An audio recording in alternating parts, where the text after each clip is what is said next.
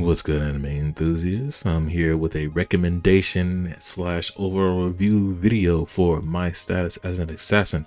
Obviously, it sees the hero, and man, oh man, do I gotta tell you, I'm about to throw my hat into the ring of anime reviews and anime culture, and I gotta tell y'all, this anime, it is a definite, hot, easy 4 out of 10. You should not watch this. I do not recommend this. Alright, so for those of you who are not the die-hard isekai fanboys and girls and people who really just watch all isekai and nothing and think each and every one of them are really cool and perfect, and those of you who can critically think, and those of you who really can see the flaws in things, and those of you who are still here on the other side that want to write a negative comment and dislike the video, please go ahead and do that. By the way, I do like it. Here is the real deal about this. It is true, it is a 4 out of 10 in my opinion. It is not a take it or leave it. It is something that is very, very flawed, but at the same time it has potential, and it frustrates me that this has the potential, but whatever the writers or storyboarder artists thought for this anime that thought it would be good in the adaptation from the light novel would be great, just falls flat hard. Like, you had me in the first 3 episodes, but by episode 3 at the end of it, I was like, I'm starting to see some cracks. And then episode 4 and onwards, I think anybody would just jump ship and I would be like, I understand. But I decided to stick with it to the end and watch all 12 to really have a good opinion on this. By the way, it's an opinion. If you don't like it, whatever, it's an opinion. By the way, if you have an opinion on it and it is the opposite of it, comment down below. Let's fight. I want to do a 1v20 because I dunk on every single one of you.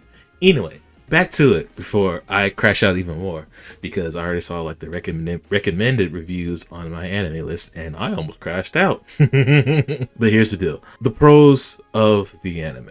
Interesting world and world building. Alright? It is nice to actually have an isekai that cares about the world surrounding the characters. It keeps you engaged by drip feeding you information about the world from these other characters, and it also tells you about the past, about the world, and about these past people that have already come to this world, that have already been isekai. There's a history here, and I dig that. I like it. Not only do characters tell you, there's also items from these past heroes that have some relevancy onto the actions and plot of the story, which is cool. The main character was intelligent. We'll get back to that. The main character was intelligent, especially in the first episodes. We got to see, okay, it's nice to see a main character that isn't so happy-go-lucky, but more calculated, more thoughtful. They didn't buy into the fact immediately. They asked questions. That's neat. That's cool. The other side characters are refreshing. They actually do things while the main character is actually off doing their own little adventure. There's also a character that pops up later that is also very refreshing after so many poor episodes. And the art style and the steals that you get from the anime is quite amazing. Like every time when I do my editing, I always get the images from the anime, and each time I look at them, if they're like good, you can literally just screenshot on a single frame on possibly anything in the anime, and you'll get something great. It's cool. It's great. Well, that's where the pros end. I have way too many cons, way too many negatives about the anime, and it makes sense. Remember when I said the main character was intelligent? Well, guess what? He regresses in intelligence. I don't know. No, I don't want to say I don't know. When you watch it and you read it and you really think about it, I don't know what the author did or the adapters for the anime did, but they just decrease his intelligence with each and every episode to the point to where you kind of wondering, why is he so aggressive now? Why is he antagonizing people for no reason? What's going on? What happened? It just suddenly happens out of nowhere. Of course, The title of the show, My Status as an Assassin. Assassin. Assassin. The main character is class as an assassin. He doesn't do that many assassin things. I'm sorry. I'm sorry. In the intro, cool assassin things. In the end, assassin things. But all throughout that middle part, he ain't no such of assassin. There's like one scene in episode 4 that we actually does something assassin like. But other than that, it's like whatever. Oh, also in that fight in the other episode, but it doesn't matter. And it could be the fact, and I will admit this, it is the fact that he's kind of on a solo adventure, solo leveling, and he is forced in situations to grind and fight things on his own. That makes sense. He can't do assassin things. But unfortunately, with the title of the show that says My Status as an Assassin, you think we get more sneaky elements. You think we get more of that. But no, we don't. We just get a dude that could have been my status as a fighter, my status as a warrior. Would have been so much better. But no, we gotta be an assassin. We got to do assassin things. But not that many. We have an overpowered ability that's used quite a lot for some reason, and it solves so many. It gets him out of a tight bind in several key spots that he really could have used his own skills for. Maybe not, because he was very, we'll say, underpowered against such great foes that he was forced to use his OP power. But we didn't have to have him in those situations, right? We could have rolled around that. Right. Also, Amelia, the companion, she's too horny. These pets are enormous. True. So big, in fact, I dare say we could suffice with only one. Bro, why? Alright, she is also not that compelling of a character. Is she your helpful companion? Yes. She's legitimately too horny for the main character, which you would think that the main character will be ogling at their companion, but no, it's flipped, it's reversed. It's the big bitty elf girl that's now like, hey, MC, come into bed with me. Like, huh? No. And like I previously said before in the pros, like the side characters, they do things. However, these side characters, the hero party that's off doing their thing, they literally do nothing impactful or relevant to the main entire plot. Do they?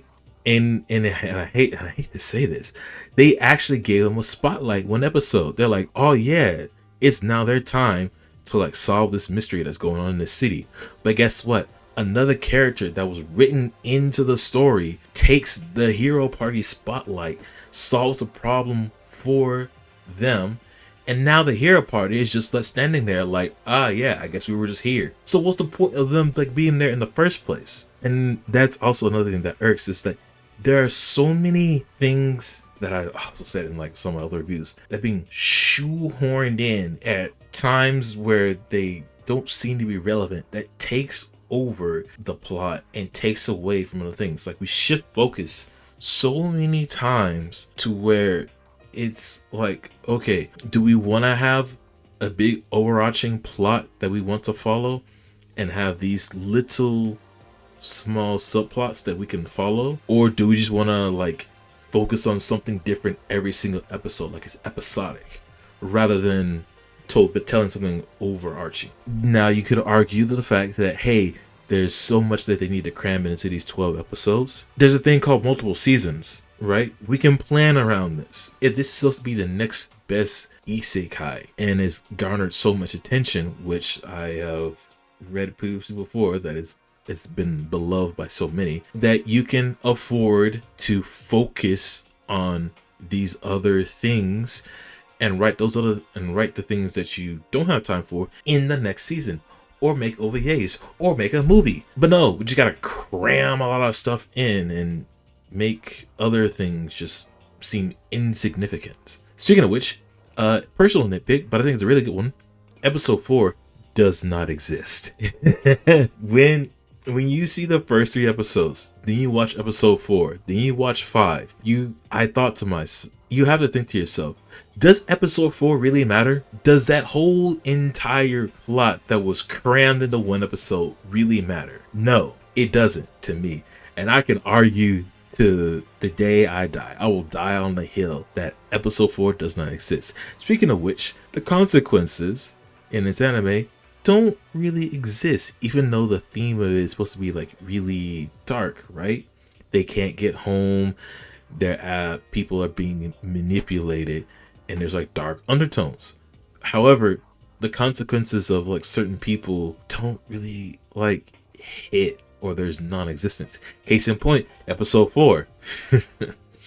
Also, the morality of one of these overarching themes that comes way later in like the last few episodes was dragged out for far too long, and you just being waterboarded and having things just shoved down your throat about this thing that you think to yourself, man, I get you, just get on with it, right?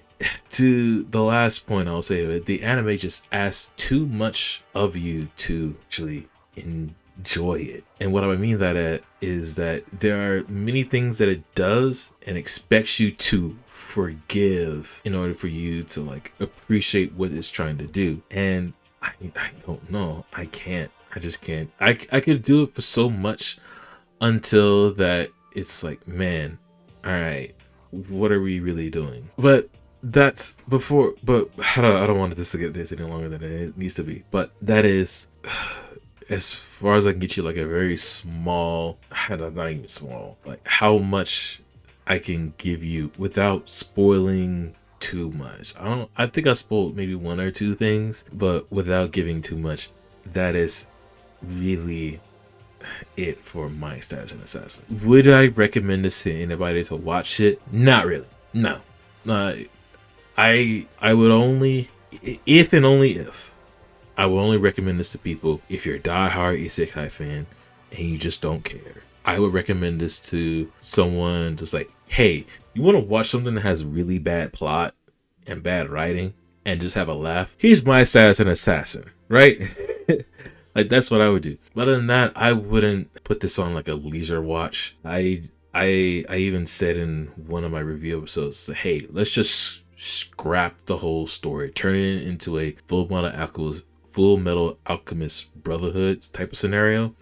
Let's try to follow the manga as closely as possible this time, without skipping over anything, without shoehorning anything else. Really follow the plot. Don't add in anything that does not matter, so we can have a proper story to follow and something that I won't have to cringe on. But that's truly it for My Status an Assassin, a anime that had so much potential it was not taken full advantage of. There were several plot points that are very weak, muted, and downright, I don't want to say boring, but why does it matter? That's really it. There were several times where I would sit down and I'm getting ready to review and I'm writing down my notes while I'm watching it. It's like, man, I just don't care, or why are we doing this? I am willing to listen to any arguments in the comments below. I am willing to listen to any sentiments. I'll comment as usual. We can fight in the comments. Be nice about it. We can have a thoughtful discussion, debate about it. But I'm gonna tell you right now, you are on the disadvantaged side. You're on the losing side in my book. You can try to convince me, but I'm ready to come in with the evidence. I have watched this 2.5 times. Once all the way through, twice because I was getting the images for all the reviews, and half times because I'm trying to find some funny stuff and I'm trying to like really figure out, okay, is this worth it? If nothing else, folks, I hope y'all have a good day, night, evening, morning, wherever you are in the world. And I hope your day is just a little bit better than it already is. With that, we'll catch y'all in the next episode. Peace.